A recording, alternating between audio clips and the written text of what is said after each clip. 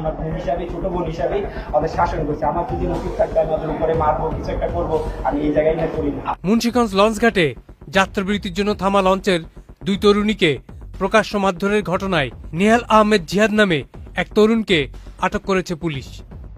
এর আগে গতকাল মুন্সিগঞ্জ লঞ্চ টার্মিনালে যাত্রাবিরতির জন্য থামলে এমভি ক্যাপ্টেন নামক ওই লঞ্চের যাত্রীদেরকে স্থানীয় কিছু তরুণ কর্তৃক মারধরের ঘটনার ভিডিও সামাজিক যোগাযোগ মাধ্যমে ছড়িয়ে পড়লে তা ব্যাপক চাঞ্চল্যের সৃষ্টি করে।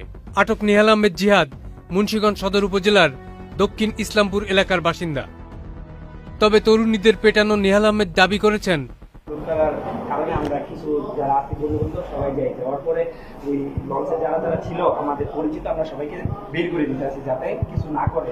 একটা পর্যায়ে দুইটা মেয়ে ছিল, দুইটা মেয়ের প্রতি কিছু উৎসব জন্মতা সবাই খেপে গেছে, মানে ওদের এক একজন নিয়ে যেতে চাইতেছে, 5জন 10জন বন্ধু বান্ধব, মানে ওদের কিশোরগঞ্জ এই জায়গায় নিয়ে যাবো। মেয়েরা আমার বলতেছে, ভাই আমার যেমন তুমি সেভ করো, তোমরা সেভ করো।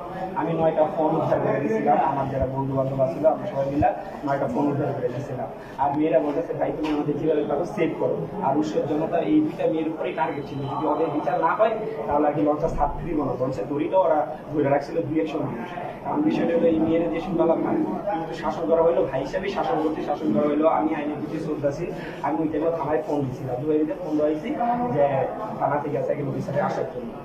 উৎসব জনতার যে পরিস্থিতি সামাল দেওয়ার জন্য আমি মেয়ের ভাই হিসাবে 2-3টা বাড়ি দিই।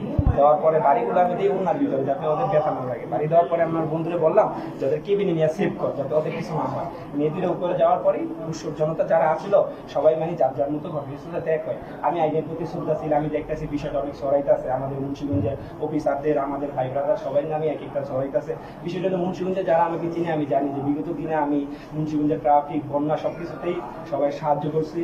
আর মুক্তারপুরের ঘটনা, থাইয়া হাসপাতালের ঘটনা, আমি সবকিছুতেই চাইছি যে মুন্সিগঞ্জ সুন্দরভাবে থাকুক, আমরা আমার বন্ধু বান্ধব। কিন্তু বিষয়টা আমি চাই না যে আমি আইনের প্রতি শ্রদ্ধাশীল, আমি নিজে এসপি অফিসে গেছি, আমাদের বন্ধুদের বলছি আমি থাকি, যদি আমার কোনো মামলা হয় কিছু হয় আমি আমার মতো আইন যে ব্যবস্থা নিব, আমি আইনের প্রতি শ্রদ্ধাশীল। আমি ওদের বলছি যে কোনো কিছু করার দরকার নেই। আপনি অনুতপ্ত কিনা, ক্ষমাপ্রার্থী কিনা? আমি ওদের উপকারের জন্যই আমি কাজটা করছি। আমি এই বিষয়ে অনুতপ্ত, কারণ আমি তো চাইছিলাম যাতে ওদের সেভলি হয়, কিন্তু আমি বিষয়ে অনুতপ্ত। আমি আমার বোন হিসাবে, ছোট বোন হিসাবে ওদের শাসন করছি। আমার যদি নতুন থাকতে আমি ওদের উপরে মারবো, কিছু একটা করবো, আমি এই জায়গায় না করি না। আপনার সাথেও আর পিছনে দেখা গেছে অনেকে লাঠি ছোঁয়া আর অনেকেই ছিল।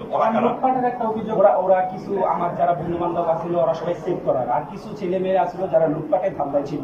আমি 9টার মোবাইল, সাথে ছোট ছোট বাচ্চা আছে, মোবাইল, মানিব্যাগ সবকিছু উদ্ধার করে দিয়েছিলাম। আমার মোটিভটা ছিল যাতে ওদের কোনো সেভলি ওরা এই জায়গাতে চলে যেতে পারে। বান্ডেল থাকলে প্রতি সেনমানিতে টাকা বাঁচবে।